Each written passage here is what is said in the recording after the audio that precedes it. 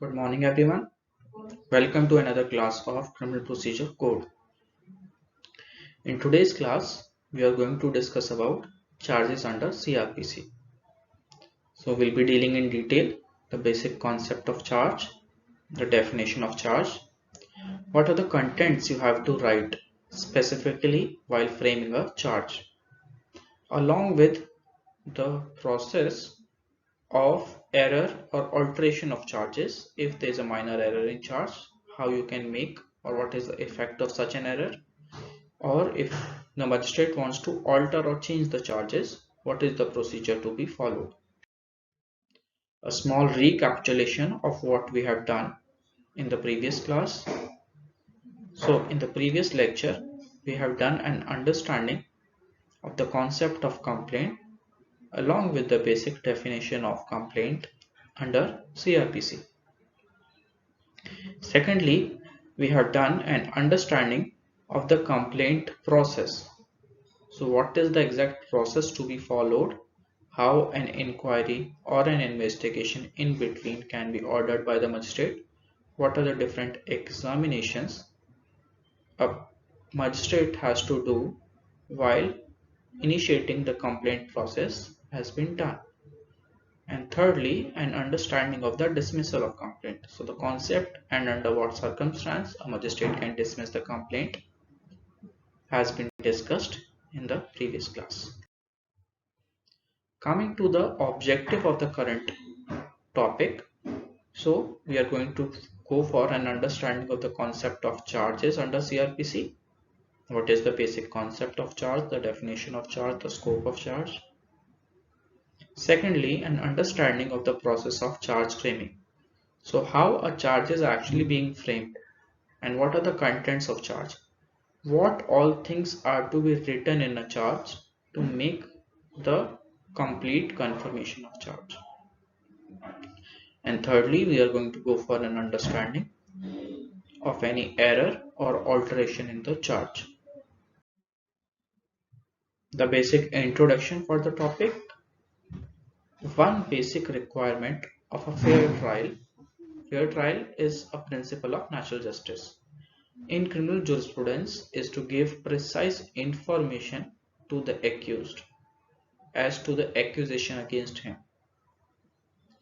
Now, unless the accused is clearly aware of the kind of charges being laid against him or the kind of allegations being levied against him, he cannot defend himself. So for the purpose of giving him an effective defense, communication of the charge and proper framing of charge is essential.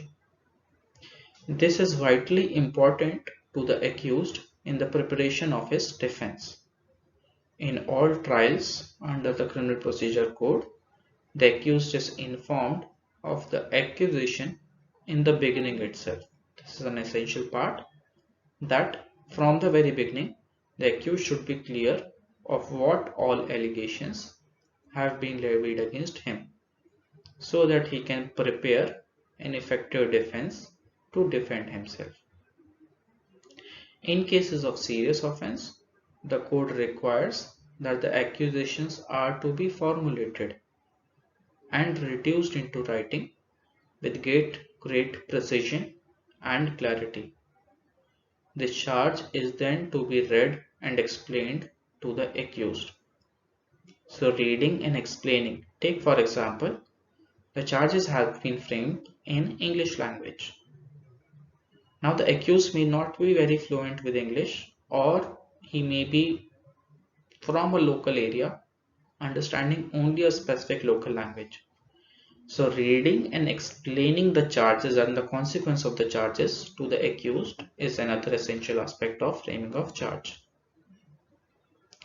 Charge serves the purpose of notice or intimation to the accused, drawn up according to a specific language of law, giving clear and unambiguous or precise notice of the nature of accusation to the accused when he is called upon to meet in the course of the case or the case proceedings. Coming to the concept of charge, Charge simply means an accusation.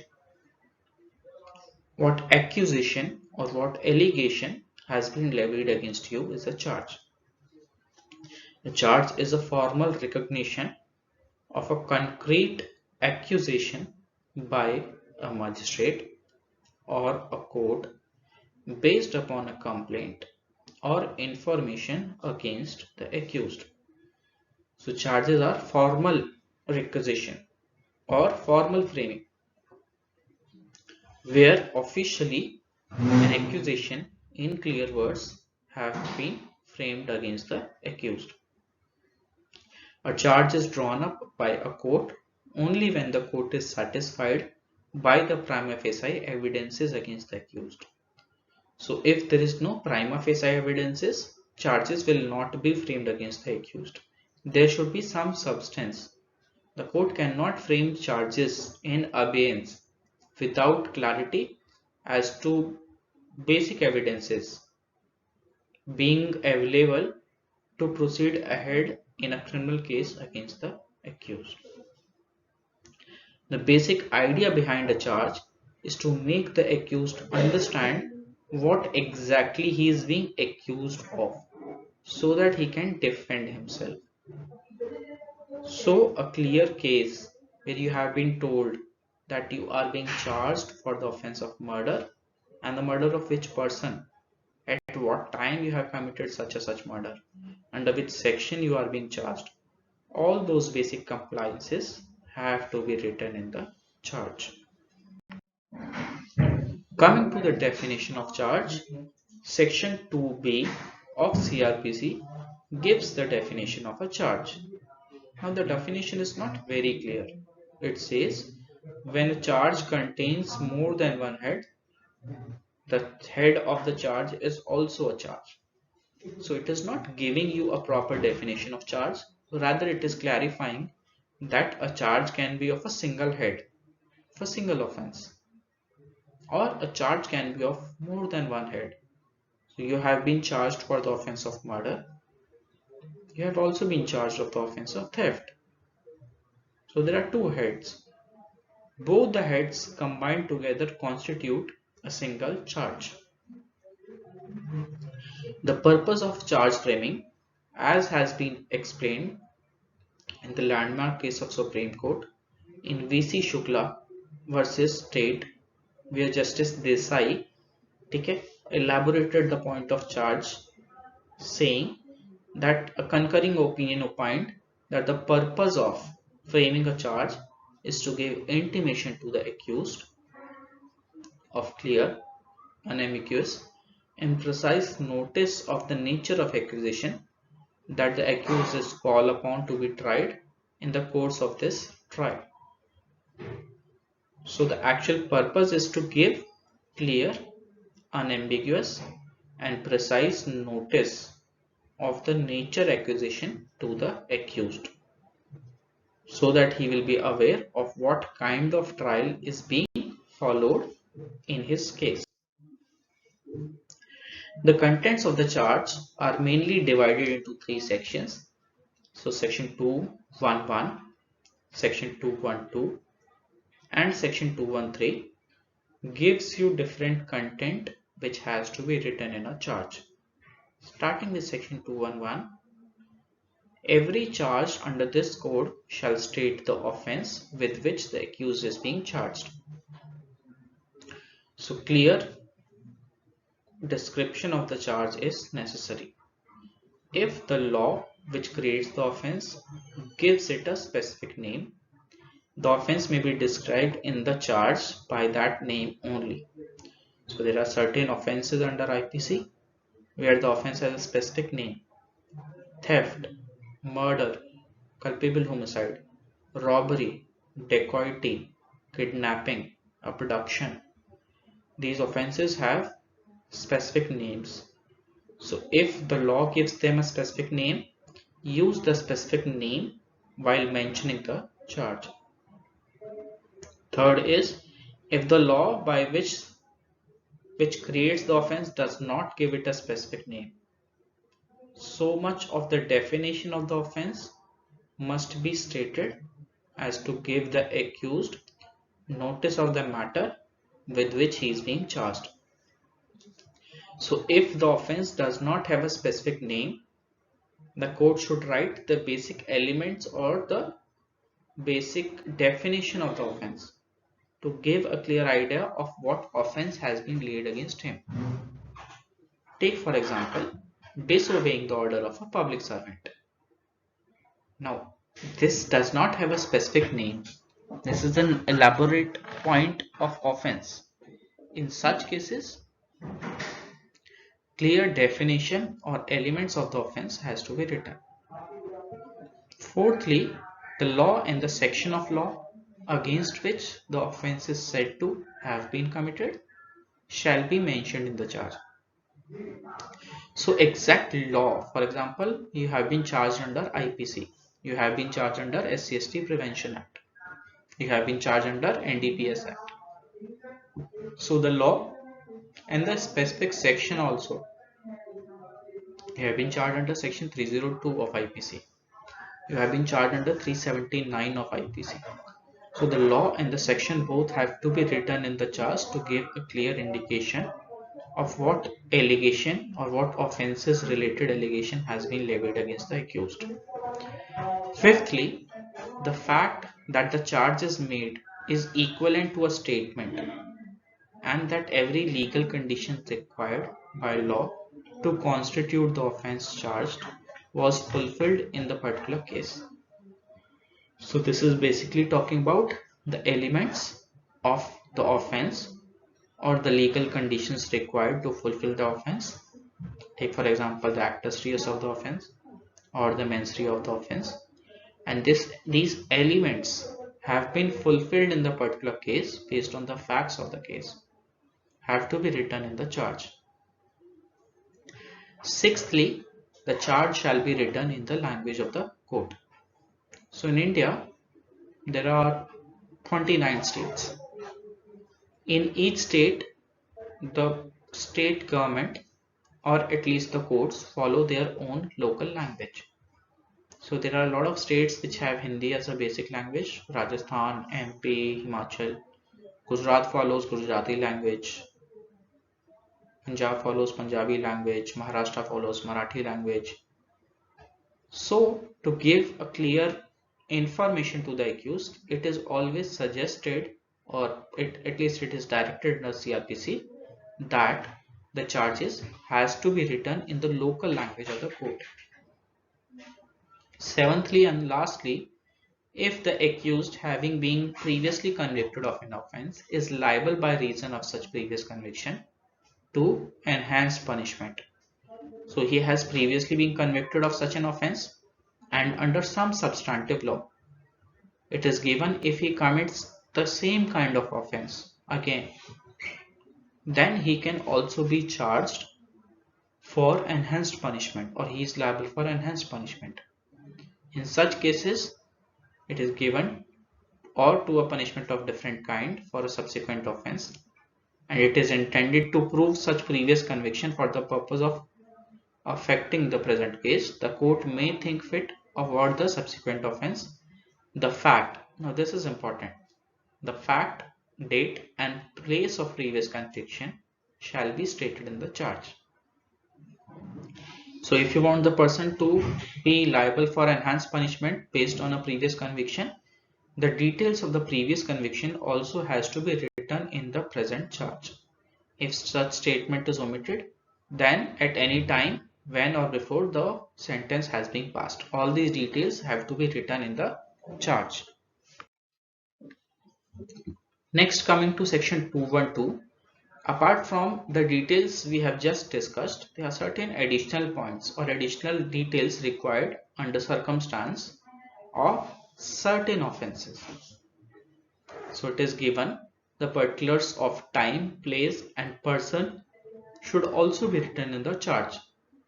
The charge shall contain such particulars as to the time and place of the alleged offense, and the person, if any, against whom, or the thing, if any, in respect of which it was committed, as a reasonably sufficient to give the accused notice of the matter with which he is being charged. So the person against whom the offence has been committed, the property against which the offence has been committed, and the time and place of the alleged offence has to be written in the charge. So if a thief has committed theft in a locality in 5 houses, the identification of the property itself also should be clearly written as to what you have stolen. So the accused will know against which case I am trying to defend myself. Next is when the accused is charged with criminal breach of trust or dishonest misappropriation of money or any dishonest misappropriation of movable property, it shall be sufficient to specify the gross sum for which he is being charged, or as the case may be, describe the movable property in respect of which the offence is alleged to have been committed. So these details in relation to the identification of the property being the subject matter of offence has to be given or written in the charge, and the dates between which the offence is alleged to have been committed without specifying particular items or exact date, and the charge so framed shall be deemed to be a charge of one offence within the meaning of section 219, provided that the time included between the first and the last of such date shall not exceed 1 year. So all these details in these special offences of criminal breach of trust or dishonest misappropriation of property or money has to be given in the contents of the charge. Next is section 213. Section 213 gives additional, take for example, the details given in section 211 and 212 does not give you sufficient notice as to in relation to which offense you are talking about. Then you can refer to section 213 for additional content which has to be written in the charge. It is given when the nature of the case is such that the particulars mentioned in section 211 and 212 do not give the accused sufficient notice of the matter with which he is being charged. Then the charge shall also contain the manner in which the alleged offence was committed, as will be sufficient for that purpose. So if the details of section 211 and section 212 does not give you sufficient notice, then the judge also needs to write the manner in which the offence has been committed, the gruesome manner in which the murder has been committed, or the way used by the accused to commit such theft. All those additional facts also needs to be written in the chart. Coming to the last point of error or alteration in charges. So there can be some minor errors in the charge. What is the effect of it is given under section 215 of CRPC, and the alteration of charges are given under section 216 of CRPC. It is given under section 215 that no error in stating either the offence or the particulars required to be stated in the charge, and no omission to state the offence or those particulars shall be regarded at any stage of the case as material unless the accused was in fact misled by such error or omission and it has occasioned into failure of justice. How you can alter charges or change charges has been given under section 216, which says that court may alter charge. Any court may alter or add any charges at any time before the judgment is pronounced. Every such alteration or addition should be read and explained to the accused again. If the alteration or addition to a charge is such that the proceedings immediately with the trial is not likely in the opinion of the court to prejudice the accused in his defense or the prosecutor in the conduct of the case, the court may, in its discretion, after such alteration or addition has been made, proceed with the trial as if the altered or added charges have been made in the original. And lastly, if the alteration or addition is such that the proceeding immediately with the trial is in the opinion of the court to prejudice the accused or the prosecutor as aforesaid mentioned, either direct, the court has two options, either to direct a new trial or adjourn the existing trial till the time required to conduct a proper hearing. For further references, you can refer to the Code of Criminal Procedure by Justice Y.V. Chandrachud and V.N. Manohar along with the Ratan Lal and Dheeraj Lal, or you can refer to R.V. Kelkar for the purpose of Criminal Procedure Code. And always keep in mind to keep referring to the Bail Act of Criminal Procedure Code 1973. Thank you.